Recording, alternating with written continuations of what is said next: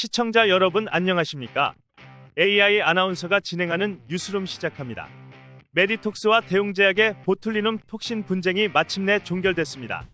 대웅제약이 보툴리눔 톡신 균주 기술 도용 의혹에 대해 무혐의 처분을 받으면서입니다. 반면 메디톡스는 이번 검찰의 결론은 졸속 수사이지 명백한 과오라며 국내 민사와 검찰 항고를 진행한다는 방침입니다.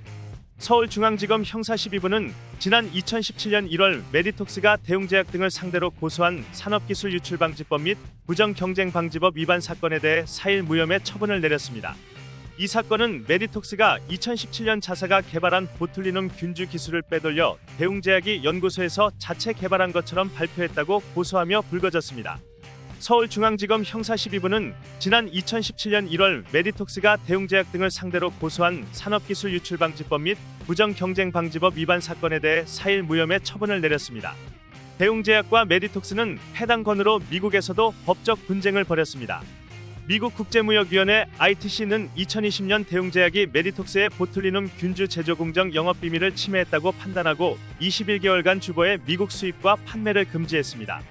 이후 지난해 2월 대웅제약의 미국 파트너인 에볼루스가 메디톡스, 에브비와 3자합의 계약을 체결하며 일단락됐습니다. 이번 처분은 대웅제약이 메디톡스의 영업비밀에 대한 침해가 없었다는 분명한 판단입니다. 검찰은 압수수색, 디지털 포렌식, 관련 직원들의 진술 등을 종합한 결과 메디톡스 고유의 보툴리눔 균주나 제조 공정 정보가 대웅제약으로 유출됐다는 점을 인정할 증거가 없다고 설명했습니다. 대웅제약은 애초에 영업비밀 침해는 존재하지도 않았고 나보타는 대웅제약이 자체 균주와 기술로 개발했음이 명백합니다. 검찰이 4년여에 걸친 광범위한 조사를 통해 혐의 없음 결론을 내리면서 마침내 진실이 밝혀졌다고 입장을 밝혔습니다. 이어 이번 처분은 ITC의 오류를 정면으로 뒤집었다는 점에서 의미가 큽니다. ITC는 자국 산업 보호를 위한 행정기관으로 대웅제약에게 ITC 소송은 기울어진 운동장에서 진행된 싸움이었습니다.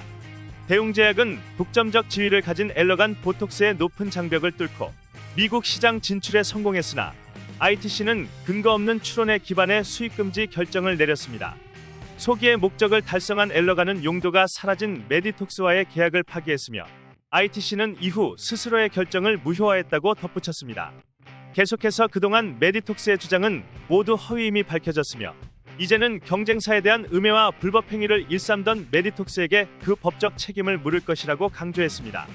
특히 대웅제약은 소송 과정에서 메디톡스 측이 질병관리청, 식약처 등의 수많은 위조, 허위 서류를 제출했음을 분명하게 확인한 만큼 이에 대해 응분의 책임을 지도록 관계 당국에 즉시 고발할 것이라 밝혔습니다.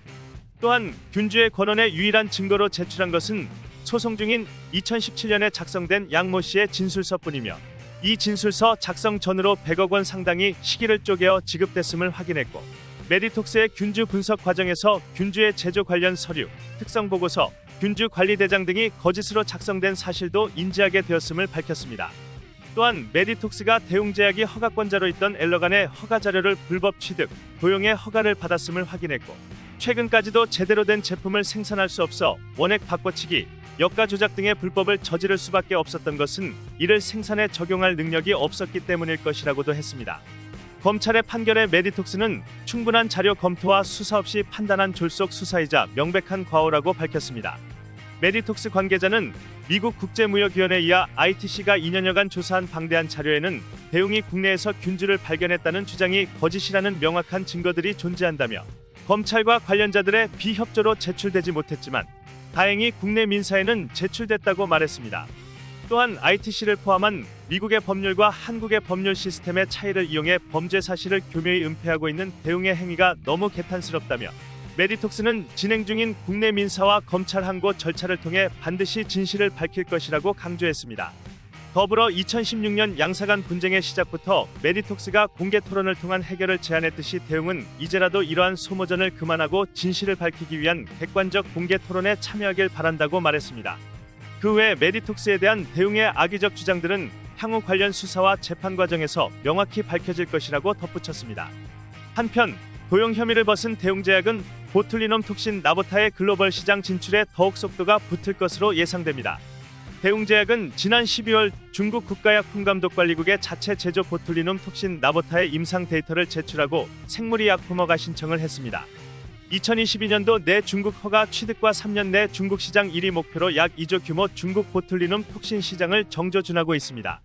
나보타는 아시아에서 유일하게 미국 FDA 승인을 획득한 보툴리눔 톡신 제품으로 미국, 유럽, 캐나다 등 전 세계 56개국에서 허가를 획득하고 80여 개국에서 수출 계약을 체결하며 글로벌 시장을 공격적으로 개척해 나가고 있습니다.